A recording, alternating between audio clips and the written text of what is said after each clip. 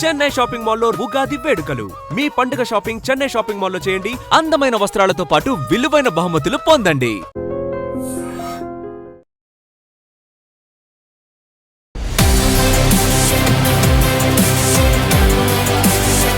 Sanju century కావాలని చేయలేదా?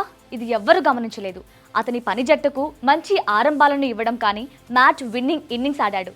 Century చేసే అవకాశం ఉన్నా జట్టు విజయమే ముఖ్యమనుకున్నాడు. గెలుపును తన భుజాలపై వేసుకుని చివరి వరకు క్రీజ్లోనే ఉండడమే లక్ష్యంగా పెట్టుకున్నాడు. జట్టుకు గుడ్ స్టార్ట్ అందించాడు. యాంకర్ ఇన్నింగ్స్ ఆడాడు. సపోర్ట్ ఇన్నింగ్స్ ఆడాడు. చివరి మ్యాచ్ విన్నర్గా నిలిచాడు. Team India wicket batter Sanju Samson గురించి చెప్తున్న మాటలివి. ఒక ప్లేయర్ చేజింగ్లో ఎలా ఆడాలో సంజు ప్రపంచానికి తన ఇన్నింగ్స్తో తెలియజేశాడు. వరల్డ్ కప్ సూపర్ 8లో భాగంగా వెస్టిండీస్తో జరిగిన మ్యాచ్లో సంజు శాంసన్ ఆడిన ఇన్నింగ్స్ను ఎంత పొగిడినా తక్కువే. 196 పరుగుల భారీ చేజింగ్లో టీమిండియా తప్పకుండా సెమీస్కు చేరాల్సిన మ్యాచ్లో సంజు తన పట్టుదల చూపించాడు. 50 బంతుల్లోనే 12 ఫోర్లు, 4 సిక్సర్లతో 97 పరుగులు చేసి సింగిల్ హ్యాండ్తో జట్టును గెలిపించాడు. ఈ క్రమంలో జట్టు కోసం సంజు శాంసన్ తన సెంచరీని త్యాగం చేశాడు. 12 ఓవర్లు ముగిసేసరికి టీమిండియా 3 వికెట్ల నష్టానికి 104 పరుగులు స్కోర్ చేసింది. సంజు 34 బంతుల్లో 58 పరుగులతో క్రీజ్లో ఉన్నాడు. విజయానికి చివరి 8 ఓవర్లలో 92 పరుగులు అవసరం. ఈ దశలో శాంసన్ జట్టు విజయం సాధించాలంటే ఏం చేయాలో గుర్తించాడు. అప్పటి వరకు అగ్రెసివ్గా ఆడిన శాంసన్ ఇకపై యాంకర్ ఇన్నింగ్స్ ఆడాలని నిర్ణయించుకున్నాడు. దానికోసం భారీ షాట్లకు పోకుండా నాన్ స్ట్రైకింగ్లో ఉన్న తిలక్ వర్మ, హార్దిక్ పాండ్యాలకు ఎక్కువగా బ్యాటింగ్ ఇచ్చాడు. చెత్త బంతులను మాత్రమే బౌండరీలు తరలించాడు. ఎలాంటి ఒత్తిడికి గురి కాకుండా కూల్గా జట్టును ముందుకు తీసుకెళ్లాడు. ఈ క్రమంలో మైల్ స్టోన్ గురించి ఎక్కడా ఆలోచించలేదు. ఆ తర్వాత ఇండియా చేసిన 85 పరుగుల్లో సంజు బ్యాట్ నుంచి కేవలం 29 పరుగులే వచ్చాయి. వికెట్ నిలుపుకోవడం ఎంత ముఖ్యమో క్రీజ్లో సెట్ అయిన బ్యాటర్ ఉండి జట్టుకు ఎలాంటి అడ్వాంటేజ్ ఉంటుందో తన ఇన్నింగ్స్తో నిరూపించాడు. సంజు క్రీజ్లో ఉన్నంత వరకు భారత జట్టులో కానీ స్టేడియంలో ఉన్న ఫ్యాన్స్కు కానీ ఎలాంటి టెన్షన్ లేదు. 41 పరుగులకే 2 వికెట్లు కోల్పోయిన కెప్టెన్ సూర్యతో కలిసి 58 పరుగుల భాగస్వామ్యాన్ని నెలకొల్పి జట్టుకు ట్రాక్లో పెట్టాడు.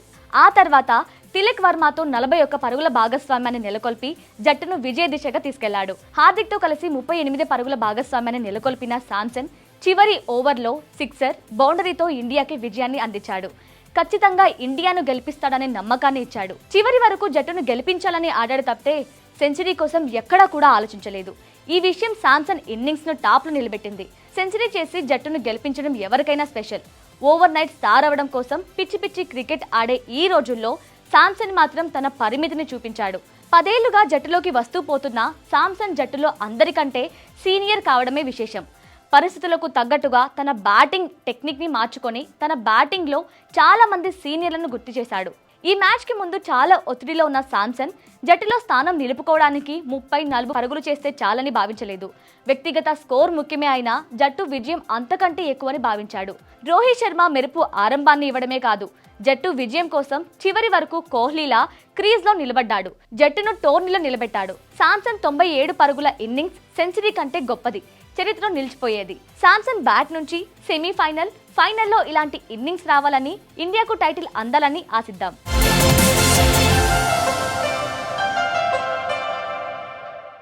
చెత్త బ్యాటింగ్, వర్స్ట్ ఫీల్డింగ్, అభిషేక్ను తప్పించాలంటూ నెటిజన్స్ ఫైర్. వరల్డ్ కప్లో టీమిండియా ఓపెనర్ అభిషేక్ శర్మ ఇంకా గాడిలో పడలేదు. పసికూనా జింబాబ్వేపై హాఫ్ సెంచరీతో ఫామ్లోకి వచ్చినా అది ఒక్క మ్యాచ్కే పరిమితమైంది. సెట్ అయ్యాడు, ఇంకా పరుగుల వరద పాటిస్తాడు అనుకుంటే మళ్ళీ తన ఫామ్తో జట్టుకు పెద్ద తలనొప్పిగా మారాడు. సూపర్ 8లో భాగంగా వెస్టిండీస్తో జరిగిన అత్యంత కీలక మ్యాచ్లో బ్యాటింగ్లో మరోసారి విఫలమయ్యాడు. జట్టును కష్టాల్లోకి పడేశాడు. ఇప్పటి వరకు బ్యాటింగ్ సమస్య అనుకుంటే ఇప్పుడు కొత్తగా చెత్త ఫీల్డింగ్తో జట్టుకు భారంగా మారాడు. జట్టు ఎన్ని అవకాశాలు ఇస్తున్నా నిలబెట్టుకోలేకపోతున్నాడు. సెమీస్కు చేరాలంటే వెస్టిండీస్పై ఖచ్చితంగా గెలిచి తీరాల్సిన మ్యాచ్లో కేవలం 10 పరుగులకే పెవిలియన్కు చేరాడు. ఆ 10 పరుగులు చేయడానికి కూడా 11 బంతులు తీసుకొని జట్టుకు ఇబ్బందుల్లోనే నెట్టాడు. విండీ స్పిన్నర్ అకేల్ హుస్సేన్ బౌలింగ్లో బంతిని గాల్లోకి లేపి అవుట్ అయ్యాడు. ఇన్నింగ్స్ 3వ ఓవర్లో హుస్సేన్ చేసిన బంతిని బ్యాక్ ఆఫ్ లెంత్లో పుల్ చేయలేకపోవడంతో అభిషేక్ విఫలమయ్యాడు. సరిగా మిడిల్ చేయకపోవడంతో డీప్ స్క్వేర్ లెంత్లో షిమ్రాన్ హెట్మేర్కు క్యాచ్ ఇచ్చాడు. దీంతో ఇండియా 29 పరుగుల వద్ద తొలి వికెట్ కోల్పోయింది. ఇదే ఓవర్లో సామ్సన్ 2 సిక్సర్లు, ఒక 4 కొట్టడంతో సరిపోయింది. లేకపోతే పరిస్థితి ఘోరంగా ఉండేది. బ్యాటింగ్లోనే కాదు, అంతకంటే ముందు వెస్టిండీస్ మొదటి బ్యాటింగ్ చేస్తున్నప్పుడు ఫీల్డింగ్లోనూ అభిషేక్ భారీ తప్పిదాలు చేశాడు. ఇన్నింగ్స్ 5 ఓవర్లో చేజ్ ఇచ్చిన సింపుల్ క్యాచ్ వదిలేశాడు. బూమ్రా వేసిన బంతిని చేజ్ బలంగా కొట్టడంతో ఎడ్జ్ తీసుకొని కవర్స్లో పడిపోయింది. ఎక్స్ట్రా కవర్లో ఫీల్డింగ్ చేస్తున్న అభిషేక్ క్యాచ్ పట్టడంలో విఫలమయ్యాడు. దీంతో 14 పరుగుల వద్ద బతికిపోయిన చేజ్ ఆ తర్వాత మరో 26 పరుగులు అదనంగా జోడించాడు. అభిషేక్ చేజ్ క్యాచ్ మిస్ చేయడం వలన విండీస్ జట్టు తొలి వికెట్కు 68 పరుగులు జోడించింది. ఒకవేళ అప్పుడే క్యాచ్ పట్టి ఉంటే 34 పరుగుల వద్ద విండీస్ తమ తొలి వికెట్ను కోల్పోయి ఉండేది. ఇక ఇన్నింగ్స్ 19 ఓవర్లోనూ రోవ్మెన్ పావెల్ క్యాచ్ను మిస్ చేశాడు. అర్షదీప్ సింగ్ బౌలింగ్లో డీప్ మిడ్ వికెట్ మీదుగా ఫ్లిక్స్ ఆడిన పావెల్ అభిషేక్కు ఈజీ క్యాచ్ ఇచ్చాడు. అయితే చేతిలోకి వచ్చిన ఈ క్యాచ్ని కూడా అభిషేక్ మిస్ చేశాడు. అభిషేక్ ఫీల్డింగ్తో డగౌట్లో ఉన్న టీమిండియా యాజమాన్యం తీవ్ర అసంతృప్తితో కనిపించింది. ఫీల్డింగ్తో విమర్శలు మూటగట్టుకున్న అభిషేక్ బ్యాటింగ్లోనూ ఘోరంగా విఫలమై జట్టుకు మైనస్గా మారాడు. ఈ మ్యాచ్లో ఇండియా గెలిచిన అభిషేక్ మాత్రం పీడకలగా మారింది. ఒకవేళ ఈ మ్యాచ్లో ఇండియా ఓడిపోతే మాత్రం అన్ని వేళ్లు అందరి నోర్లు అభిషేక్ని టార్గెట్ చేయడం ఖాయం. కీలక మ్యాచ్లో కూడా విఫలం కావడంతో ఇప్పుడు ఈ టీమిండియా ఓపెనర్ను నమ్మలేని పరిస్థితి వచ్చింది. ఇంగ్లాండ్ లాంటి పటిష్టమైన జట్టుతో సెమీస్లో ఆడాల్సి ఉంది. ఈ మ్యాచ్లో అభిషేక్ను తప్పించాలనే డిమాండ్స్ వినిపిస్తున్నాయి. అభిషేక్ స్థానంలో రింకు సింగ్ను తీసుకోవాలని, కిషాన్, సామ్సన్ను ఓపెనింగ్కు పంపాలని ఫ్యాన్స్ సోషల్ మీడియాలో తమ అభిప్రాయాలు చెప్పుకుంటున్నారు. మరి సెమీఫైనల్లో అభిషేక్ ప్లేయింగ్ 11లో ఉంటాడా లేదా? ఈ విషయంలో టీమిండియా ఎలాంటి నిర్ణయం తీసుకుంటుందో చూడాలి. And for more videos, Please subscribe to iDream. Please subscribe to iDream. Please subscribe iDream. And please subscribe to iDream. For more videos, subscribe to iDream. please like, share and subscribe to the channel. Congratulations, iDream. Subscribe to iDream. Subscribe to iDream. So subscribe to iDream Media. iDream team అందరికి huge congratulations. Please subscribe iDream Media. Please subscribe to iDream. Subscribe iDream. Please subscribe to iDream. iDream అంటే నా కళల channel subscribe చేసుకున్న నోరు తిరుగుతలేదు. మీరైతే గంట గుర్తు కొట్టండి. For more such videos, please subscribe to iDream.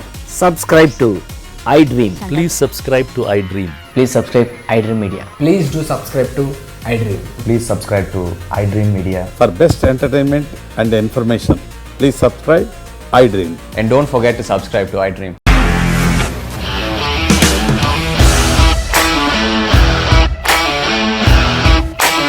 ఇండస్ట్రీలో కమిట్మెంట్ ఇష్యూస్ వస్తే నీకు కూడా వచ్చినట్టు. మార్నింగ్ తీసుకెళ్ళానంటే కొట్టి పడేశాడు.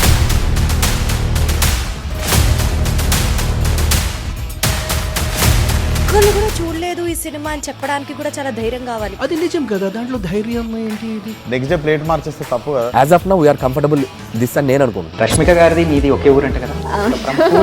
నీకు కోపం వచ్చిందంటే బాగా తిట్టేత్తరా? తిట్టేద్దామండి. నిజంగా గేమ్ ని ఎలా చేంజ్ చేయగలిగారు? ఏపీఎస్ఎఫ్సి వాళ్ళకి 6 నెలల్లో నేను 6 లక్షలు కట్టా. బిజినెస్ చేయాలనుకుంటే it is as difficult as riding a tiger.